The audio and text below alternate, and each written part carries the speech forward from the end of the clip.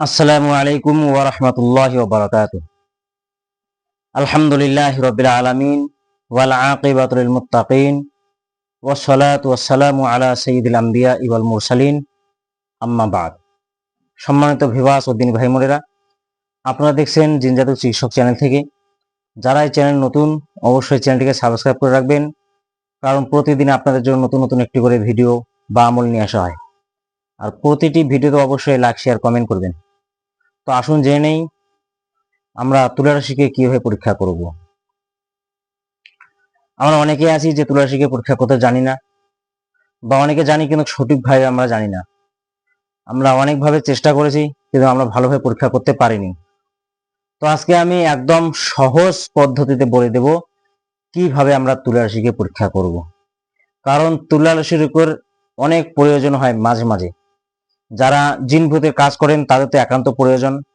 তারা তুলা রাশি দিয়ে অনেক কাজ করেন, বা বাটি চালান, বাড়িতে কোনো কিছু হারিয়ে গেলে বাটি চালান দেওয়ার সময় তুলা রাশির উপর প্রয়োজন হয়, বা বাড়িতে কেউ তাবিজ কবজ করে রেখেছে সেগুলো তোলার জন্য তুলা রাশির প্রয়োজন হয়, বা কাউ কোনো জিন ভূতের কাজ করেছে বা জিন ভূতের আক্রমণে আকৃত, কিন্তু তাদের সঙ্গে পাওয়া যাচ্ছে না, তো ওই সময় তুলা রাশির গায়ে জিন ভর করে ওদের সঙ্গে ওদেরকে নিয়ে আসা যায় বা ওদের ট্রিটমেন্ট করা যায়। তো তুলা রাশি দিয়ে আরো বিভিন্ন রকম কাজ হয়। তো এই জন্য আমরা সর্বপ্রথম কি করবো, তুলা রাশি পরীক্ষা করে নেব।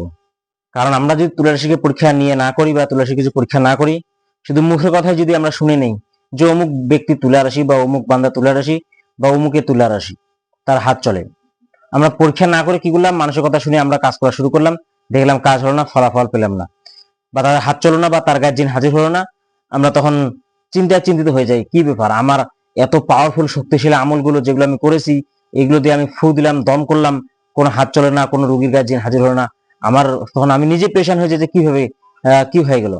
তো আসল কথা হচ্ছে আমরা সর্বপ্রথম তুলা রাশিকে পরীক্ষা করে নেব। তো এই জন্য আমাদের জন্য একান্ত জরুরি যে তুলা রাশিকে আমরা কিভাবে পরীক্ষা করব। তো আপনাদেরকে আজকে সুন্দর একটি তদবির বলে দিচ্ছি, আপনারা এইভাবে তুলা রাশি পরীক্ষা করবেন।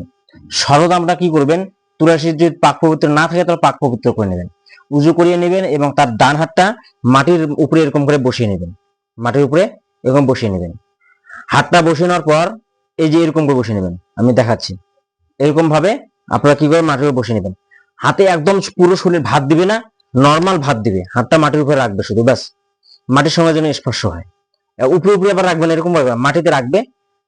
মাটিতে রাখার পর আপনারা কালাম পাকের যে প্রথমে যে সূরাটি রয়েছেন, সূরাতুল ফাতিহা, একবার পরে ওই হাতের মধ্যে একটি দম করবেন, ফের আরেকবার পরে আরেকবার দম করবেন, ফের এরকম তিনবার পরে তিনটি যখন দম দিবেন, দেখবেন আস্তে আস্তে ধীরে ধীরে ধীরে ধীরে হাতটি এগোতে শুরু করছে, হাতটা আগাচ্ছে বা হাত চালু হচ্ছে, হাতটা ধীরে ধীরে ধীরে ধীরে ধীরে ধীরে এরকম ভাবে এগিয়ে যাবে। দেখবেন যার হাত চলতেছে সে তুলা রাশি, আর যদি হাত না চলে তাহলে সে তুলা রাশি নয়। আপনারা এইভাবে পরীক্ষা করতে পারেন। আরেকটি আপনাদেরকে নিয়ম শিখিয়ে দিচ্ছি, সূরা তারিক, ওয়াসামা ইওয়াত তারিক ওয়ামা আদরাকা মা তারিক, যে সূরাটি আছে 30 পারার মধ্যে, সূরা তারিকের শেষ 3 আয়াত, এই শেষ 3 আয়াত অর্থাৎ ইন্নাহুম ইয়াকিদুনা কাইদা ওয়া আকিদু কাইদা ফামাহিলিল কাফিরিনা আমহিলহুম রুবাইদা, এই 3টি সূরা তারিকের শেষ 3 আয়াত আপনারা একবার পরে একটু দম করবেন, ফির শেষ 3 আয়াত আরেকবার পরে আরেকটা দম করবেন, ফির শেষ 3 আয়াত পরে আরেকটা দম করবেন। এরকম ভাবে যতবার দম করতে থাকবেন ইনশাআল্লাহ দেখবেন হাত আস্তে আস্তে এগোতে শুরু করছে, এরকম ভাবে আস্তে আস্তে এগোতে শুরু করছে। তো আপনারা যদি আরো পরীক্ষা করতে চান, আরো একটা তরিকা আছে, আপাং গাছের শিকড়, যারা আমরা আপাং গাছ চিনি, আপনার স্ক্রিনের মধ্যে দেখেন গাছটি দেওয়া হয়েছে, এইটি কি বলা হয়, আপাং গাছ। তো এই গাছের কি করবেন, শনিবার অথবা মঙ্গলবার আপনারা যখন তুলবেন তখন শ্বাস অর্থাৎ দম বন্ধ করে তুলবেন।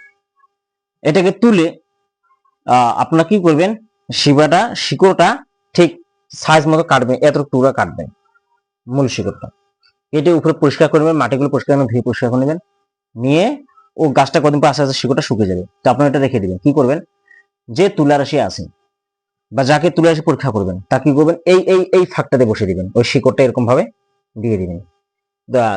মনে রাখেন, এই যে এই আঙুল দুটা, এই যে এখানে 4টা আঙ্গুলের 5টা আঙ্গুলের মধ্যে বৃদ্ধা আঙ্গুলি বাদ দিয়ে এই যে মধ্যমা আর অনামিকার এই মাঝখানে আপনারা কি করবেন, ওই শিকড়টা বসিয়ে দিবেন।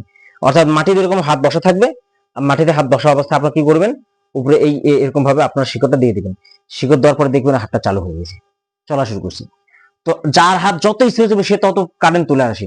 যার হাত দেখবেন ওটা দেওয়ার পর বা ওই আয়াতে কারিমা গুলো পরে ফুকার পর বা সূরা ফাতিহা পড়ার ফুকার পর হাতটা শুধু ঝিমঝিম করতেছে, বা হাতটা পুরো কারেন্টের যেরকম শর্ট লাগে বা কারেন্ট যেরকম লাগে সেরকম লাগতেছে, অথবা হাতটা পুরো ভারী হয়ে গেছে, বা হাতটা এখান থেকে এটা অবশের মতো হয়ে গেছে, এখান থেকে এই জায়গাটা অবশের মতো হয়ে গেছে, তো এখান থেকে হবে যত সম্ভব এখান থেকেই বেশি হয়। তুলা রাশি হাত দম করলে বা ইয়ে করলে হাতটা যদি না চলে তো এখান থেকে হবে। তো সেটা হচ্ছে লো কোয়ালিটির তুলা রাশি, তার দ্বারা কাজ হবে না। সে সে হয়তো জিন প্রতি আক্রমণ হতে পারে বা ইয়ে হতে পারে।